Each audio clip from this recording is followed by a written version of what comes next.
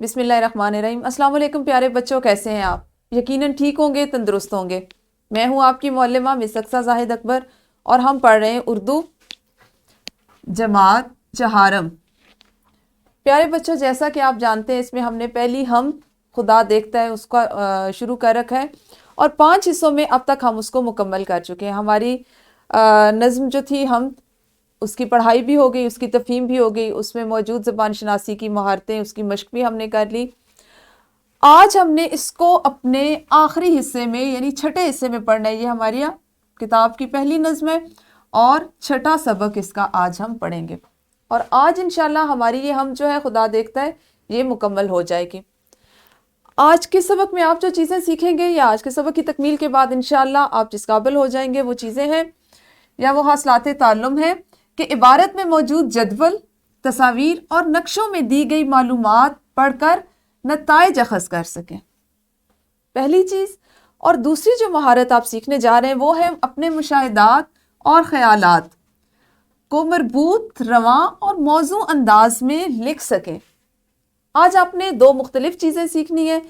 ایک ایسی کہ اگر آپ کو کوئی نقشہ دیا جائے، کوئی جدول، کوئی تصویر ہو، وہ عبارت میں ہو، مطلب وہ آپ کے سبق کا حصہ ہو۔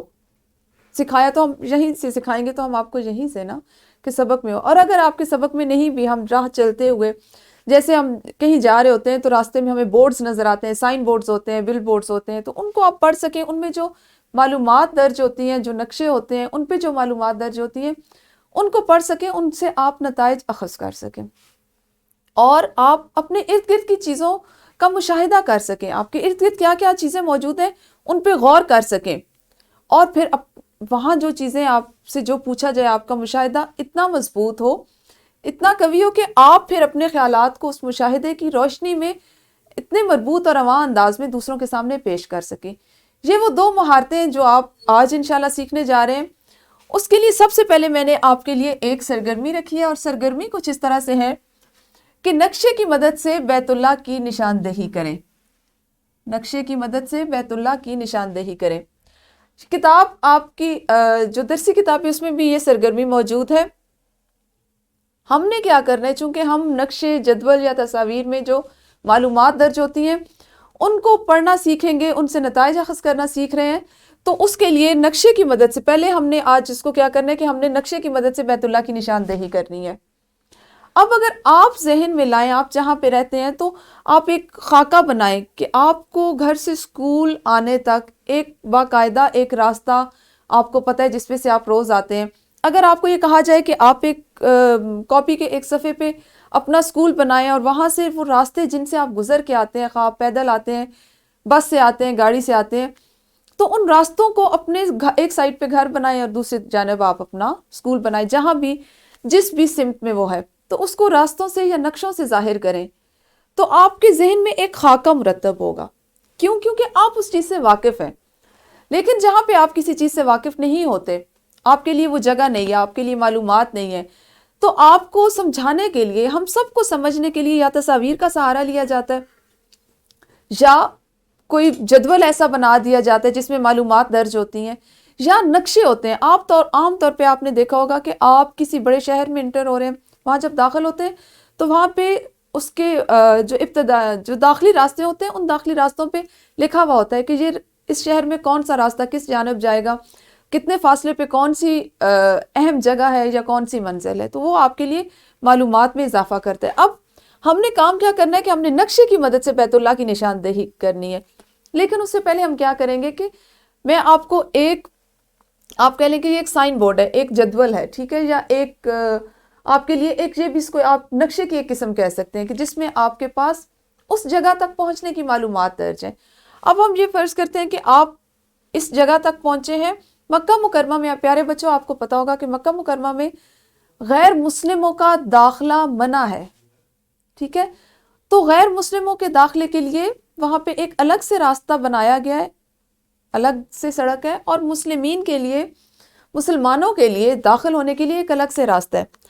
اگر آپ نقشے کی مدد سے دیکھنا چاہیں، نقشے پہ دیکھیں، تو آپ کو یہاں پہ یہ چیز دکھائی دے رہی ہے مکہ مکرمہ، اوپر تصویر بھی بنی ہوئی ہے، ٹھیک ہے، یہ ایک باقاعدہ ایک ایسا نقشہ یا ایک راستہ تلاش کرنے کے لیے، یا آپ جسے کہہ لیں کہ سمت یا اطراف کو جانچنے کے لیے ایک جو نقشہ ہے یہ حقیقت میں ہے۔ اگر آپ میں سے کسی کو جانے کا اتفاق ہوا ہو تو وہ یقیناً اس سے واقف ہوگا، ورنہ انٹرنیٹ پہ یہ چیزیں موجود ہوتی ہیں، آپ وہاں سے اس کو تفصیل سے اپنے امی ابو کے موبائل سے بھی سمجھ سکتے ہیں۔ تو یہاں پہ آپ دیکھیں، یہاں پہ لکھا ہوا ہے للمسلمین فقط، یعنی صرف یہ راستہ مسلمانوں کے لیے ہے۔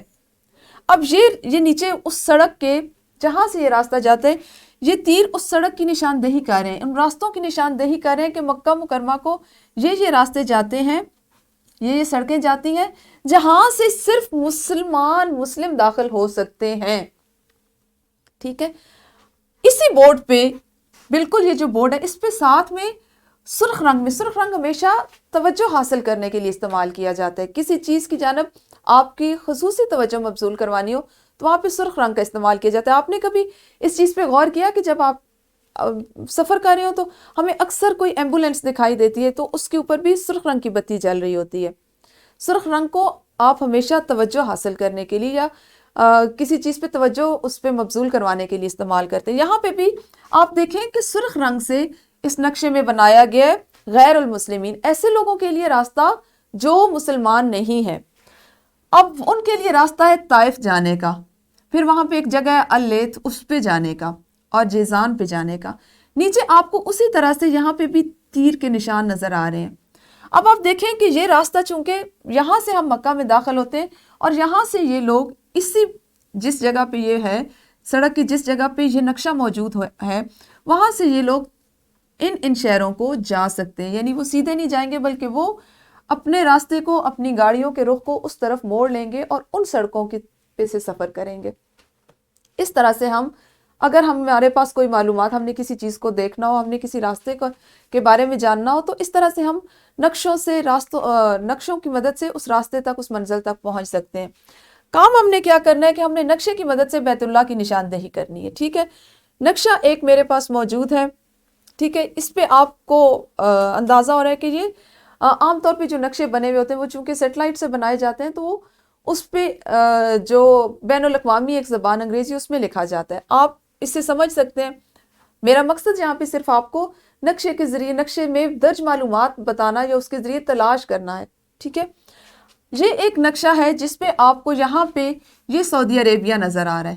میں اس کو آپ کی سہولت کے لیے اردو میں بھی ساتھ ساتھ لکھ دیتی ہوں، سعودی عرب۔ ٹھیک ہے، یہاں پہ ہے اردن، جارڈن ہے، ٹھیک ہے، یہ ریڈ سی ہے، ٹھیک ہے، یہاں پہ ان کا سمندر ہے، اس کو ہم سمندر کا نام دیتے ہیں۔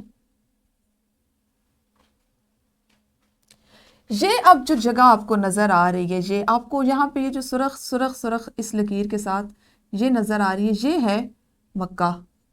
ٹھیک ہے، اسی طرح سے یہاں پہ اب آپ آ جائیں، یہ پورا یہ والا جو علاقہ ہے، یہ دیکھیں، یہ اس میں سعودی عرب میں یہ مکہ آ گیا، یہ ایک اور شہر ان کا رنایا آ گیا، یہ جدہ، ٹھیک ہے، اور یہاں پہ ہے دراصل بیت اللہ۔ یہ آپ کے نقشے پہ آ گیا بیت اللہ۔ یہ آپ کو چونکہ ہم نے ایک جو آپ کی سرگرمی آپ نے اس میں نقشے سے بیت اللہ کو تلاش کرنا ہے، تو اب آپ دیکھیں ہمارا جو ملک ہے وہ یہاں پہ کہیں ہے، یہ جو ہے اس کے اس طرف ہمارا ملک پاکستان ہے۔ اب ہمارے پاس جو جانے کے لیے راستے ہیں، اگر آپ زمینی سفر کرنا چاہتے ہیں تو وہ اس کے لیے آپ ایران کے ذریعے جائیں گے، ایران سے جو اس سے ملحقہ سرحد ہوگی، پھر وہاں سے ویسے ہم لوگ عام طور پہ مطلب ہمارے ہاں جو طریقہ رائج ہے وہ یہ ہے کہ ہوائی جہاز کے ذریعے جاتے ہیں، لیکن اب یہ لوگ جو ہیں دیکھیں، جیسے یہ عمان، یہاں پہ آپ کو یہ اس سے باہر کا نقشہ ہے، سعودی عرب سے باہر کی یہ وہ ملک ہے جو اس کے اطراف میں ہے۔ ٹھیک ہے، یہاں پہ اس کے ایک جانب افریقہ ہے، یہاں پہ اردن ہے، پھر عراق ہے، پھر یہاں پہ UAE ہے، یہاں پہ عمان ہے۔ تو یہ وہ سارے ہیں جو اس سے باہر ہیں، لیکن ان سب کی سرحدیں اس کے ساتھ ملتی ہیں، درمیان میں آپ دیکھیں کہ یمن اور اس کے درمیان میں، عمان اور اس کے درمیان میں، UAE اور اس کے درمیان میں، یہ سارے وہ ہیں جن کی سرحدیں مل رہی ہیں، بالکل اس کے قریبی جو ہمسائے ہیں یا سب سے قریبی جو پڑوسی ہیں وہ ممالک ہیں۔ ٹھیک ہے، لیکن ہمارا اس وقت مقصد کیا تھا کہ ہم نے نقشے سے مکہ کو تلاش کرنا ہے، تو یہ ہمارے پاس ایک نقشہ ہے، ہم نے اس میں سے اپنی ساری معلومات کو دیکھا، یہ مکہ ہے یا یہ بیت اللہ ہے ہمارے پاس. ٹھیک ہے, آپ کو اب اس نقشے پہ دکھائی دے رہا ہوگا کہ جو خاص مقام جس کو ہم نے تلاش کرنا ہوتا ہے یا جو ہوتا ہے اس کے ساتھ نقشوں پہ عام طور پہ ایک سرخ یا کالے رنگ کا نشان بنایا جاتا ہے, ساتھ اس کا نام ہوتا ہے. اب جب ہم نے بیت اللہ کا گھر تلاش کرنا تھا تو باقاعدہ اس پہ وہ بھی بنایا گیا.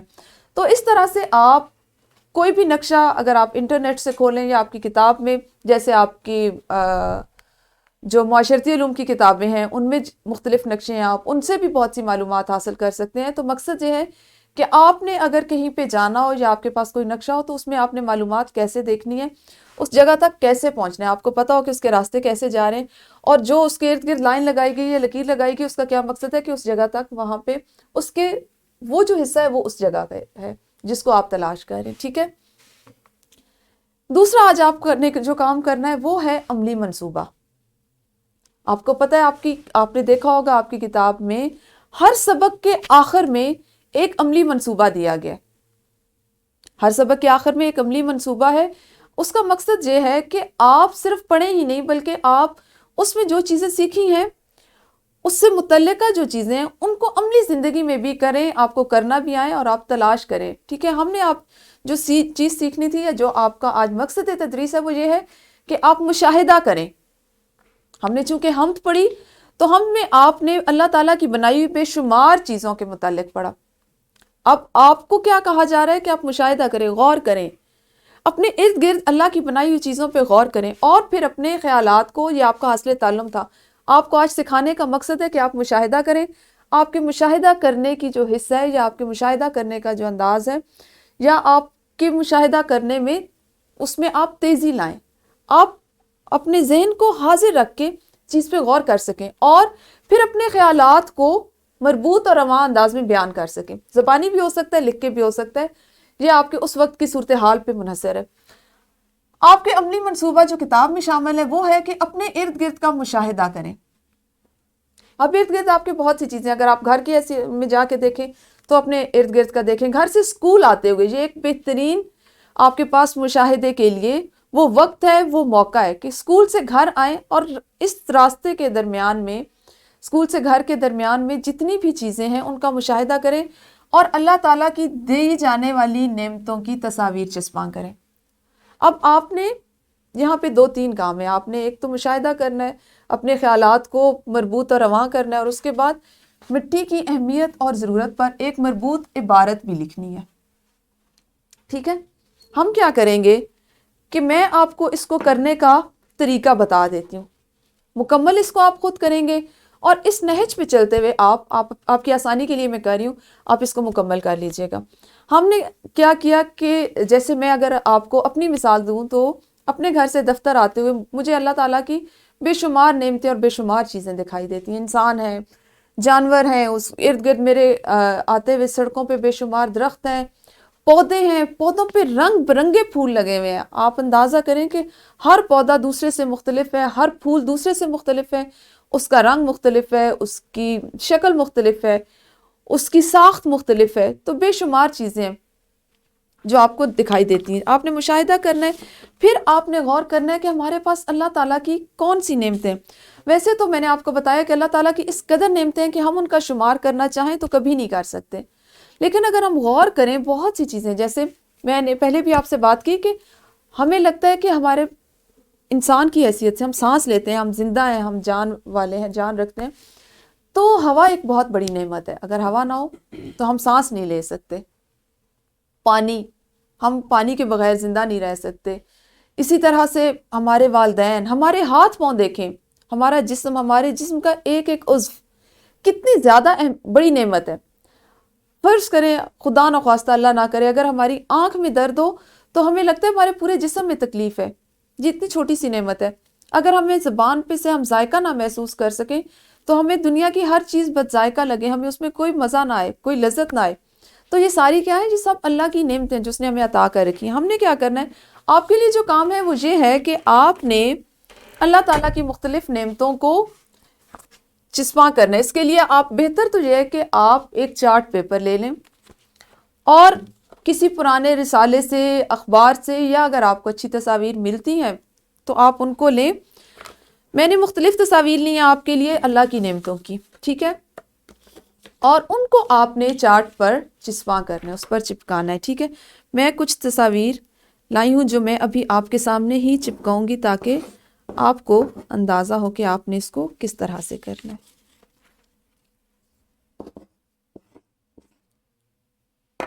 دیکھیں یہ ایک تصویر ہے، آپ کو نظر آ رہا ہوگا، اس میں ہے پانی۔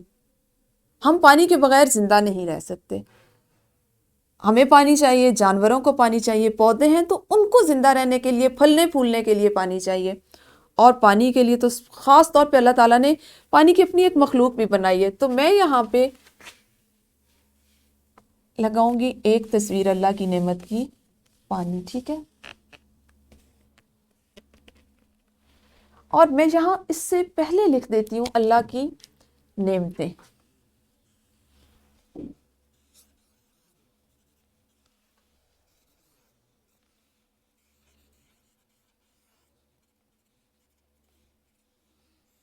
ٹھیک ہو گیا؟ پھر ہم لگا لیتے ہیں والدین۔ اللہ کی ایک بہت بڑی نعمت ہے والدین۔ اپنے والدین آپ دیکھیں آپ کا خیال رکھتے ہیں، آپ کی ضروریات کو پورا کرتے ہیں، آپ کے لباس، خوراک، آرام، اسکول، تعلیم، آپ کے اخراجات سب کا خیال رکھتے ہیں۔ تو کتنی بڑی نعمت ہے کہ والدین ہمارے پاس ہیں۔ یہ ہمارے پاس اللہ کی وہ نعمت ہے جس کی ہمیں بہت قدر کرنی چاہیے۔ پھر اللہ تعالیٰ نے ہمیں خوراک، طرح طرح کے کھانوں سے نوازا ہے، گوشت، سبزیاں، پھل، اناج، دالیں، چاول، میٹھا، نمکین، کڑوا ذائقہ۔ تو یہ تمام چیزیں، خوراک، غذا، ہمارے جسم کی بنیادی ضرورت، یہ اللہ کی بہت بڑی نعمت ہے۔ پھر آپ دیکھیں کہ ہمارے ارد گرد خوبصورت ماحول، درخت، جنگل، پودے، پھل، پھول، یہ اللہ تعالیٰ کی کتنی بڑی نعمتیں ہیں۔ اگر ان میں سے کوئی ایک چیز بھی نکال دیں تو آپ کو ایسا نہیں لگتا کہ ہماری زندگی نامکمل ہے؟ ہر چیز ایک دوسرے سے جڑی ہوئی ہے۔ پانی ہے تو پانی کی بنیاد پہ انسان زندہ ہے، درخت پھل پھول رہے ہیں، اسی طرح سے سبزیاں ہم حاصل کر رہے ہیں، گوشت اگر ہے تو وہ ہم حاصل کر رہے ہیں۔ یہ تو ہوا ہمارا پہلا حصہ جس میں آپ نے کرنا تھا کہ اللہ تعالیٰ کی مختلف نعمتوں کی آپ نے تصاویر چسپاں کرنی ہے۔ میں نے چند تصاویر صرف اس لیے لگائیں کہ آپ کو اندازہ ہو جائے، آپ اس سے زیادہ، جتنی زیادہ آپ کو ملتی ہیں، آپ ایک چارٹ پیپر پہ خوبصورت خوشنما تصاویر ان کو چسپاں کر سکتے ہیں۔ دوسرا آپ نے کیا کرنا ہے، مٹی کی اہمیت اور ضرورت پر ایک عبارت بھی لکھنی ہے، مربوط عبارت۔ تو آپ اس کو اسی چارٹ پیپر پہ نیچے آپ اس کا اگلا عنوان دیں اور اس کو لکھیں مٹی کی اہمیت اور ضرورت، ٹھیک ہے۔ نیچے آپ لگا لیں لکیر، اور اسی چارٹ پیپر پہ لکیریں لگا کر آپ جو آپ کا باقی چارٹ پیپر بچ جائے گا اس پہ ایک مربوط عبارت لکھ لیں۔ اس طرح سے آپ یہ چارٹ جو تیار کریں گے، ایک دن 2 دن میں آپ کا یہ عملی منصوبہ مکمل ہو جائے گا۔ جب آپ کا یہ چارٹ تیار ہو جائے تو آپ اس کو اسکول میں دکھائیں۔ اگر آپ کی جماعت میں تختہ نرم موجود ہیں تو آپ بچے جو ہیں اس کو وہاں پہ چسپاں کریں، اپنے تختہ نرم پہ لگائیں۔ اس سے آپ کو اندازہ ہوگا کہ آپ نے ہمارے ارد گرد، آپ کی جب اس میں نظر پڑے گی تو آپ کو احساس ہوگا کہ اللہ نے ہمیں کتنی نعمتوں سے نوازا ہے۔ اور اگر آپ کی جماعت میں تختہ نرم جو ہے وہ ذرا مختصر ہے، جو اس پہ باقی مضامین کی بھی بہت سی چیزیں لگی ہوئی ہیں، تو اس کا بہترین حل یہ ہے کہ آپ اس خوبصورت چارٹ کو جس پہ آپ نے یہ چیزیں لکھی اپنی معلمہ کو دکھائیے، اپنے دوستوں کو دکھائیے۔ 1 دن 2 دن آپ اس کو اسکول میں رکھیں، اس کے بعد گھر لے جائیں اور اپنے کمرے میں، گھر میں، اپنے کمرے میں اس کو لگا لیں، تاکہ آپ کو خوشی کا احساس ہوگا کہ آپ نے یہ کام خود کیا ہے، آپ نے اپنے ہاتھوں سے کیا۔ آپ کو اللہ کی نعمتوں کی قدر بار بار کرنا آئے گی، آپ کو لکھنا آئے گا۔ آپ مربوط عبارت دیکھیں گے تو آپ کے ذہن میں بہت سی چیزیں آئیں گی۔ تو اس طرح سے آپ نے اسمبلی منصوبے کو مکمل کرنا ہے، اور اس طرح ہمارا آج کا یہ جو پہلا سبق ہے، جو ہم تھی خدا دیکھتا ہے، وہ مکمل ہوگی۔ کل انشاءاللہ ہم اپنا اگلا سبق نمبر 2 نعت شروع کریں گے، ٹھیک ہے۔ اساتذہ کرام، آپ کے لیے پی پی ٹیز جو ابھی اس پریزنٹیشن میں یا اس سبق کی سہولت کے لیے بنائی گئی وہ موجود ہے، اور آپ کے لیے، آپ کی آسانی اور سہولت کے لیے مکمل مشق، حل شدہ مکمل مشق، حمد کی حل شدہ مکمل مشق، وہ بھی ڈسکرپشن باکس میں موجود ہے۔ آپ جب چاہیں اس کو ڈاؤن لوڈ کر سکتے ہیں، اور اس سے اگر کسی چیز میں کچھ الجھن یا مشکل درپیش ہو تو اس کا حل بھی اس میں موجود ہوگا انشاءاللہ۔ شکریہ۔